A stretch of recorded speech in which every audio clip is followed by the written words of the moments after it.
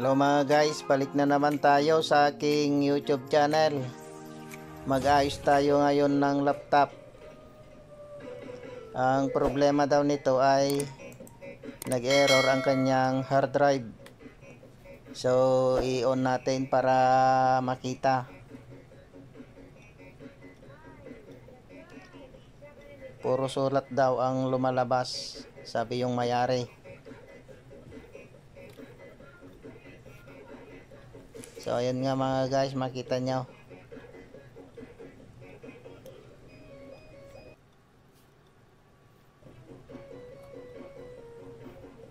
Pwede pa naman i-format ito, kaso ang problema hindi na magtatagal. Mga ilang buwan lang na gamitin, ganyan na naman siya. Kasi ang kanyang hard drive ay mahina na. So ang kailangan nito ay palitan ng bagong hard drive at saka i-reformat.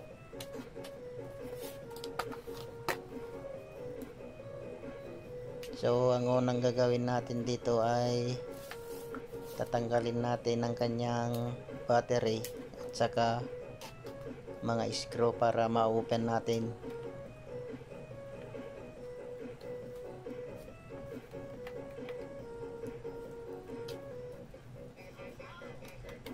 Ang laptop o PC, pag naka-4, 5, 6 na format na siya, humihina ang kanyang hard drive. At isa pa, pag direct ka sa switch na patayin mo pagkatapos mo gamitin, mali yun. Kailangan talaga pumunta ka sa shutdown, at bago mo i-shutdown, i-refresh mo ng 2 o 3 beses bago i-shutdown para ma-refresh yung hard drive.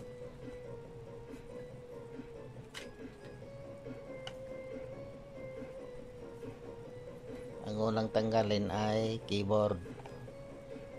Sungkitin lang ang lock niya dito. May 4 na lock.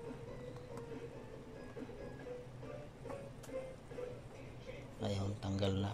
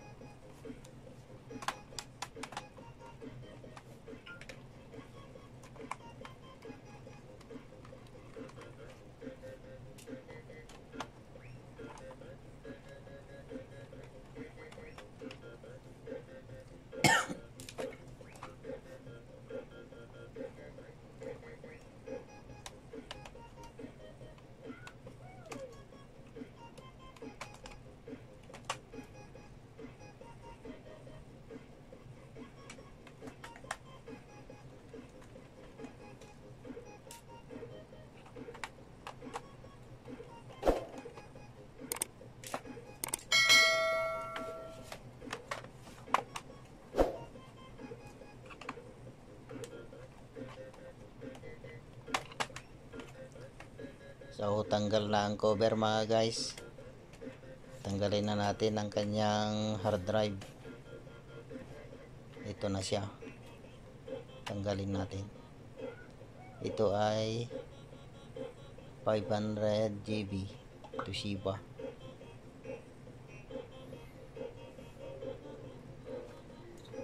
Parehas sila na Toshiba, 500 GB din. Ito ang luma, ito ang ipapalit natin.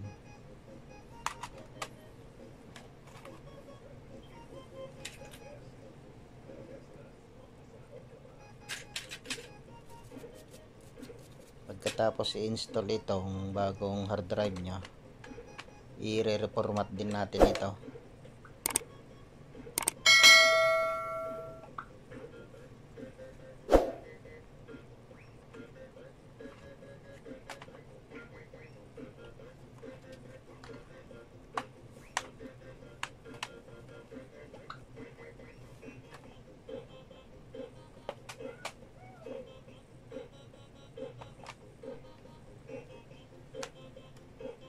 So ibalik na natin ang connection sa switch button.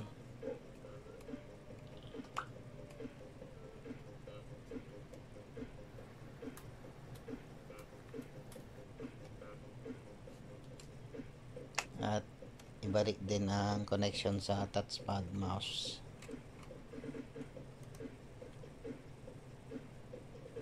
Ito sa mouse niya mga guys.